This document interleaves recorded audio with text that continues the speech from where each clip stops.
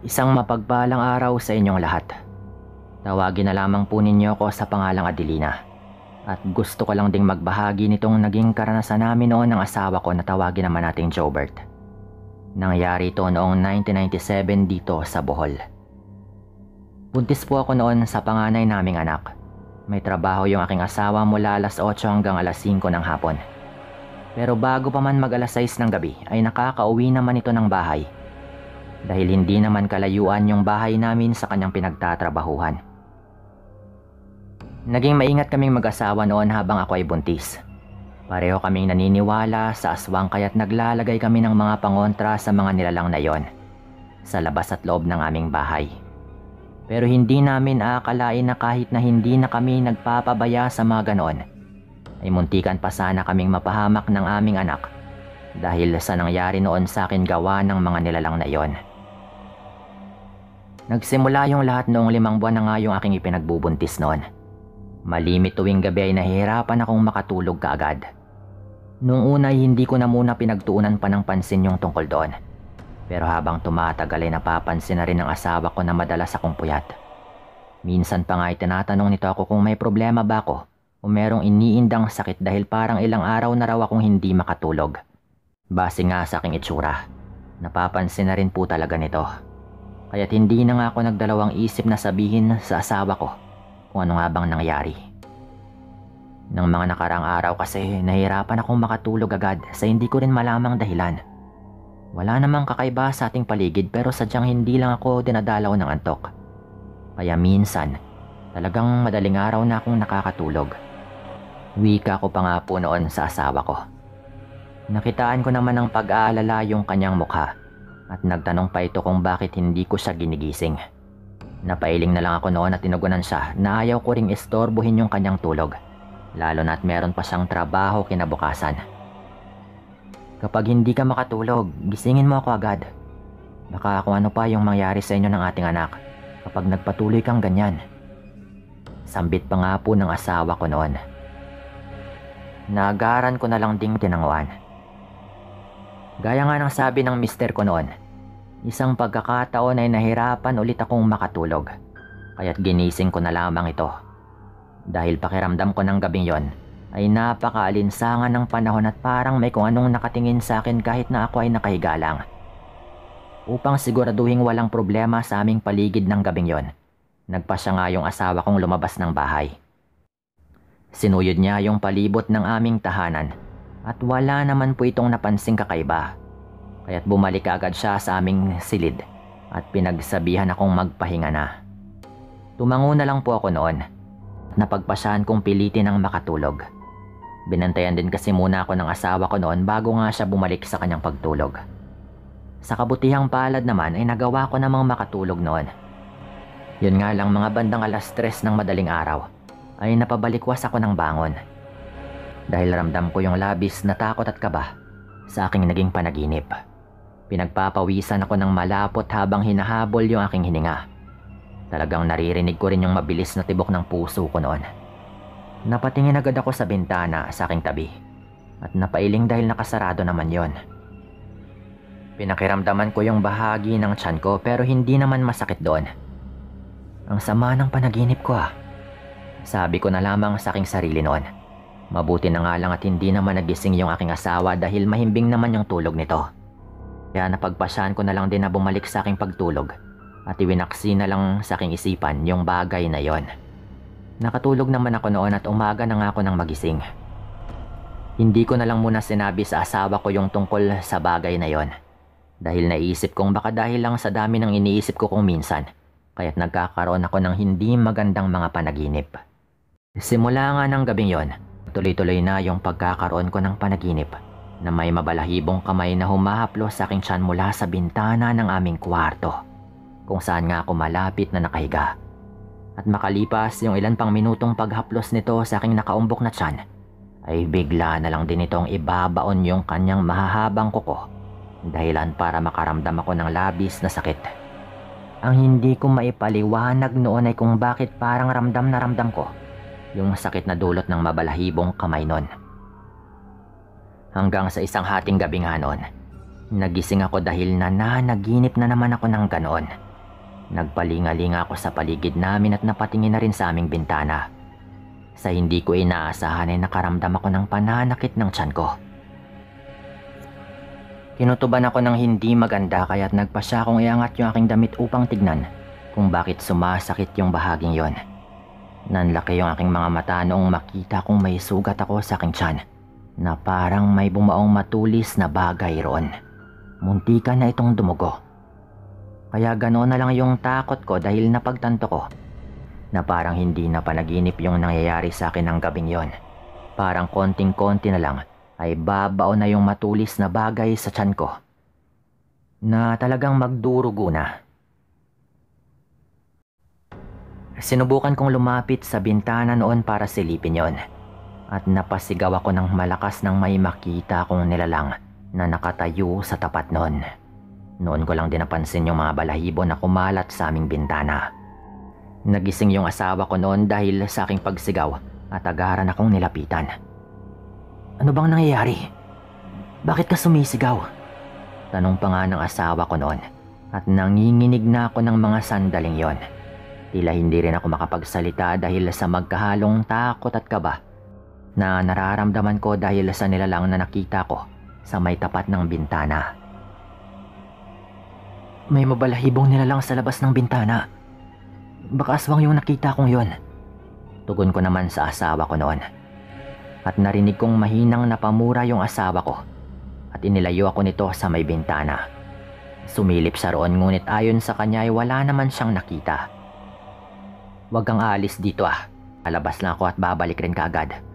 Wika pa ng mister ko noon na talagang kalmado pa. Hinayaan ko naman siyang lumabas ng aming bahay upang tignan kung nasa paligid pa ba namin yung nilalang na nakita ko. Pero matagal-tagal rin po siya doon. Ilang minuto rin yung kanyang itinagal sa labas ng bahay. Sinigurado rin kasi nito na wala na nga yung kung ano mang nilalang na nakita ko. At nang pumasok na siya ulit sa aming bahay, sinabi nito na wala naman daw siyang nakita. Nagtanong pa nga siya noon kung ano ba talagang nangyayari. Hindi na ako nag-alinlangan noon at ikwinento ko nga sa asawa ko yung naging panaginip ko. Ipinakita ko na rin sa kanya yung tiyan ko at pareho kaming nagulat dahil sa aking nakita. Bakit parang maraming kalmot dyan? Ano bang nangyari? Masakit ba? Tanong pa ng mister ko noon. Nahalatang natataranta na rin. Hindi nga ako agad nakatugon noon. Parang ilang ulit na kasing may nakabaon ng matutulis na kukuron sa tiyan ko na nag-iwan na nga ng mga marka. Hindi yata panaginip yung lahat ng yon. Sambit ko na lamang at noon din ay naramdaman ko yung labis na pananakit ng tiyan ko. Hindi ko alam pero parang tinutusok yung loob ko dahilan para mamilipit nga ako sa sakit na aking nararamdaman. Inasikaso naman ako ng asawa ko noon. Pero kahit na anong gawin namin noon ay hindi mawala-wala yung pananakit ng tiyan ko. Hanggang sa mag-umaga nga noon ay hindi ko na rin nagawang makatulog. At ganoon din yung asawa ko. Panaka-naka pa rin kasi yung pananakit ng tiyan ko noon. At palagay ko ay dahil yon sa mga kalmot. Nagtataka man ako kung paano nga biglaang nagkaroon ng mga ganong kalmot sa may bandang tiyan ko. Pero malakas yung kutob naming mag-asawa na marahil ay may kinalaman yung aking panaginip at pati na rin yung nilalang na nakita ko sa may bintana. Nagpasya nga yung aking asawa noon. Dadalhin na lamang ako sa albularyo upang patignan. Nang mga panahon yun po kasi ay naniniwala naman yung asawa ko na baka inaaswang ako. Ayon pa nga sa kanya ay marahil hindi lang ako nananaginip dahil baka yun talaga yung nangyayari sa akin ng gabing yon. Dagdag pa niya, marahil ay may ginawa raw yung aswang sa akin noon kaya malaya nitong nagagawa yung kanyang nais. Hindi rin daw sigurado yung asawa ko pero palagay niya mula nung unang panaginip ko pa lang ay ganun na yung nangyayari dahil binabalik-balikan na nga ako ng aswang na yon. Alam mo kasi may mga aswang na may kaalaman din sa mga aral na itim. Kaya hindi malabo yung naisip ko na baka totoo nga yung napapanaginipan mo. Sambit pa ng asawa ko noon. Ang makutob nga niyang yon ay nasagot nang natignan nga ako ng albularyo. Pailing-iling pa nga yung manggagamot nang makita nito yung tiyan ko. Mukhang matagal ka nang binabalik-balikan ng aswang na yun Wika pa nga ng albularyo. Hindi na rin kami nagulat pa doon dahil yun din yung naisip naming mag-asawa. Okay lang po ba yung anak namin? Hindi ko rin po kasi agad napansin na may mga ganito na sa tiyan ko. Parang nung isang gabi lang po eh. Sabi ko pa nga po noon, lalo at kahit ilang ulit na ako nanaginip, nung isang gabi lang talaga na ganon kalala. Napabuntong hininga naman yung manggagamot noon at saka sinabi niya yung dahilan. Maayos pa yung sanggol sa sinapupunan mo ngayon, pero kapag pinatagal pa ninyo ito, ay magagawa niyang makuha yung sanggol. Ginamitan ng aswang na yun ng kakaibang orasyon yung asawa mo. Sambit pa nga ng albularyo noon sa aking mister. Hindi man lang nito maramdaman o makita yung mga sugat sa may bandang tiyan nito. Pero matagal na to eh. Nais ng aswang na yun na makuha yung sanggol. Kaya gagawa ito ng paraan upang hindi nga siya mahalata o mahuli. Hindi lamang simple yung aswang na nais mang biktima sa inyong anak. Sabihin na lamang nating may lahi rin itong mangkukulam. Dagdag pa nga po ng albularyo. Hindi kami nakaimik noon ng asawa ko sa sinabi nito. At walang ano-ano, may kung ano itong iniusal na naging dahilan upang maramdaman ko yung pananakit ng aking mga sugat. Namilipit ako dahil sa labis na hapdi na aking naramdaman. Halos mga 2 minuto ko ring nararamdaman yung ganon, kaya't napaiyak na nga po ako noon.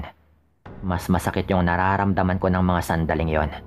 Kaya halos mawala na nga ako ng malay ng mga sandaling yon. Mabuti na nga lang at nakaalalay sa akin yung asawa ko. Kaya kahit papano, alam kong makakaya kong lagpasan yon para na rin sa aming anak. Naramdaman ko pa noon noong may hugutin yung albularyo sa aking tiyan. Kahit napapapikit na nga yung aking mga mata ay sinubukan ko pa rin sulyapan yon. At nakita ko yung ilang peraso ng mahaba at matutulis na kuko na nakuha nito. Hindi ko na nga nakayanan pa at nawala na nga ako ng malay pagkatapos nun. Nagising na lang ako noon na nasa bahay na kami ng asawa ko. Sinabi na lamang nito sa akin kung ano bang nangyari. Ayon dito, may nakuha ngang ilang peraso ng kuko sa aking tiyan at yun daw yung galing sa aswang na ng biktima sa aming anak. May pinahid lamang noon yung albularyo sa aking tiyan, kaya kahit papano ay hindi na rin po ito sumasakit. May tinali rin siya sa aking balakang para hindi ako magawang lapitan ng aswang na yon. Sinabi niya rin sa aking asawa kung ano nga yung mga dapat gawin para hindi na nga ako magambala pa ng aswang na yon. Ginawa naman po yun lahat ng asawa ko. Inilayo rin namin sa aming bintana yung aming higaan at nang hindi na nga magawang mahaplos ng aswang na yon yung aking tiyan mula doon. Ilang ulit pa kaming pinaranasan ng naturang nilalang. Pero naging kampante na rin po kami ng aking asawa dahil bukod sa mga pangontang nasa labas at loob ng bahay, nagawa nga ng albularyo. May proteksyon din po ako sa aswang na bigay nito.